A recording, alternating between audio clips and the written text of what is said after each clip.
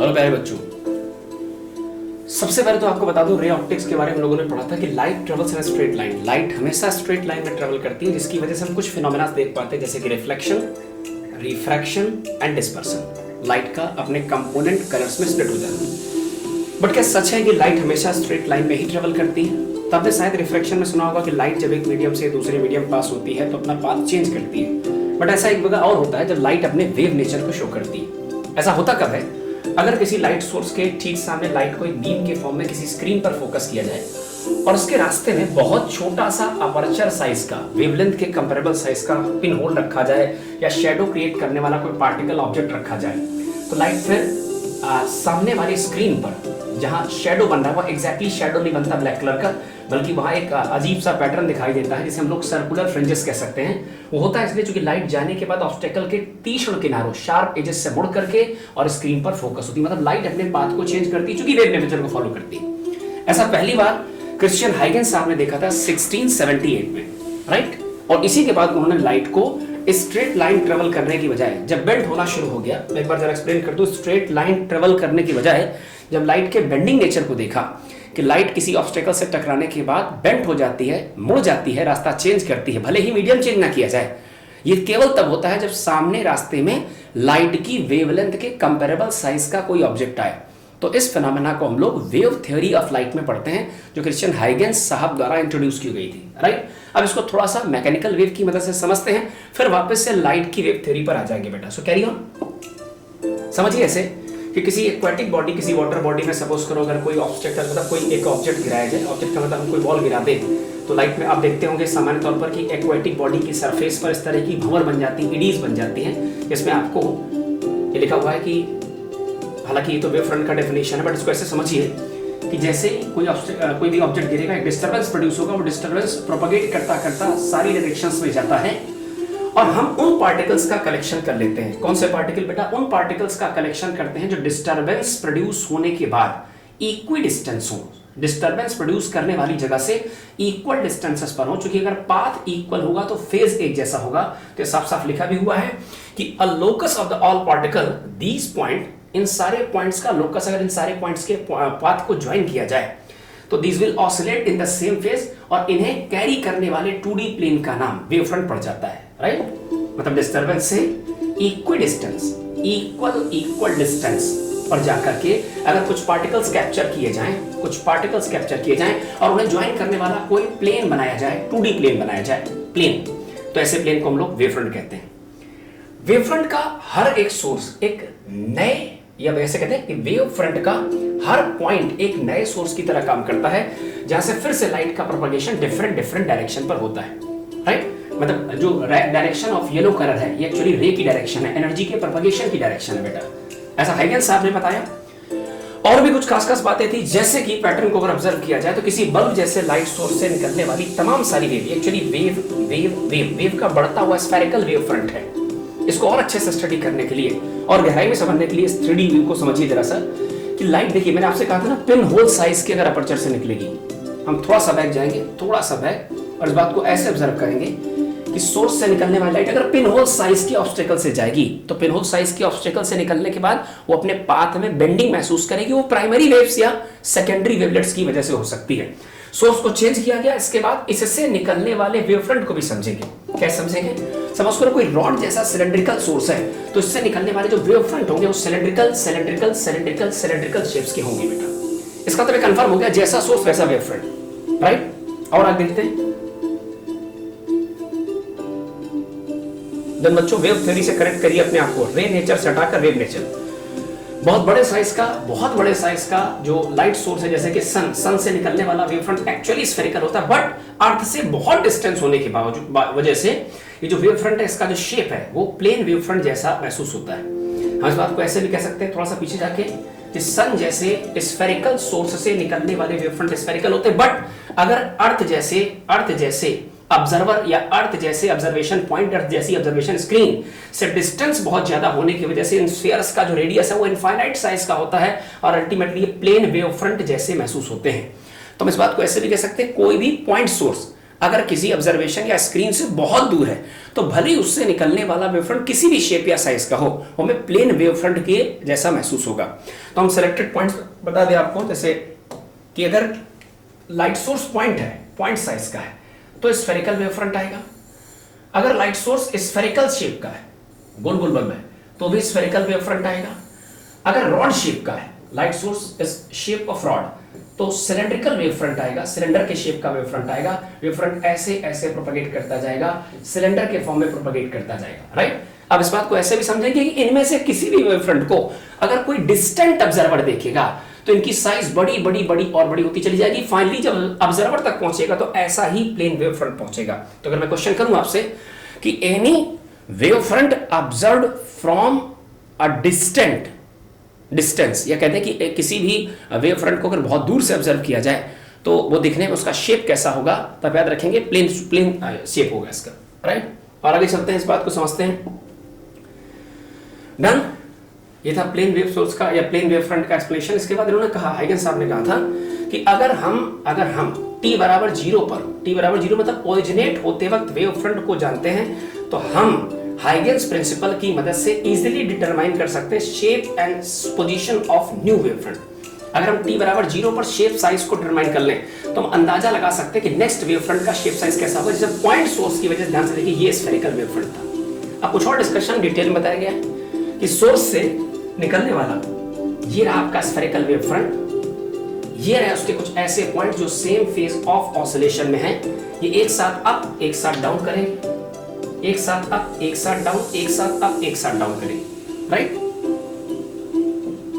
ये एक साथ अप एक साथ डाउन करेंगे, एक साथ अप एक साथ down, same phase of oscillation में, सेम फेज ऑफ ऑसिलेशन में है। और में से प्रत्येक पॉइंट एक नए सोर्स की तरह काम करेगा और जिस प्लेन पर रिसाइड कर रहे हैं यही आपका वेव फ्रंट है। तो ए भी एक वेव फ्रंट, उसका हर पॉइंट एक नया सोर्स, इससे निकलेंगी सेकेंडरी वेवलेट्स जो हर पॉसिबल डायरेक्शन पर प्रोपागेट करेंगी, राइट। आगे चलते हैं,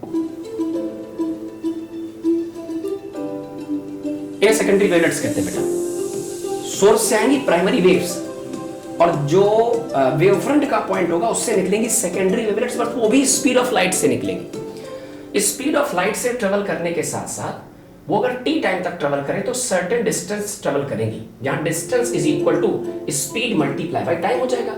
यानी हम कह सकते हैं जो डिस्टेंस इन्होंने ट्रेवल करी, दरअसल रेडियस की रेडियस ऑफ सर्कल है, नए नए सर्कल हर डायरेक्शन पे प्रोपगेट होने वाले। अब उन सर्कल को ज्वाइन करके अगर कॉमन टेंजेंट्स इकट्ठा करी जाए, सारी कॉमन टेंजेंट्स, उससे नए वेव फ्रंट का आइडिया मिलता है, राइट। मतलब t बराबर 0 पर इन्होंने बताया कि ये सारे पॉइंट नए सोर्स की तरह काम करेंगे। ये इनिशियल पोजीशन है। हाइगेंस साहब के हिसाब से अगर इनिशियल पोजीशन पता है तो ये देखो लाइट का प्रोपगेशन सेकेंडरी वेवलेट्स के फॉर्म में सारी पॉसिबल डायरेक्शन पर हो रहा है और टाइम बढ़ने के साथ साथ आफ्टर सर्टेन टाइम टाउ, मान लीजिए जो वेव फ्रंट की नई फोटो है, सेकेंडरी वेवलेट से बनने वाली जो फोटो है कुछ ऐसी कुछ ऐसी कुछ ऐसी कुछ ऐसी, और इनको ज्वाइन करने वाली कॉमन टेंजेंट ज्योमेट्री ये नए वेव फ्रंट का आइडिया देगी।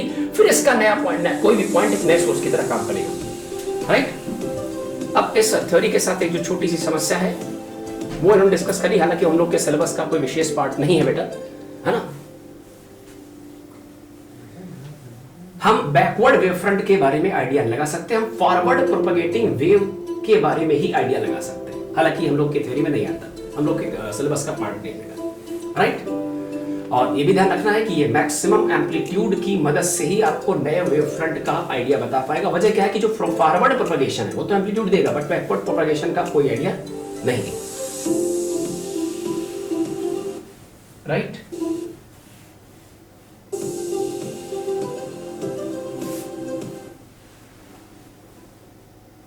नेक्स्ट पॉइंट इज, अब आगे जो हम लोग पढ़ने वाले हैं वो है यंग साहब का डबल स्लिट एक्सपेरिमेंट। एक्सपेरिमेंट क्या कहता है कि किसी सोर्स से निकलने वाली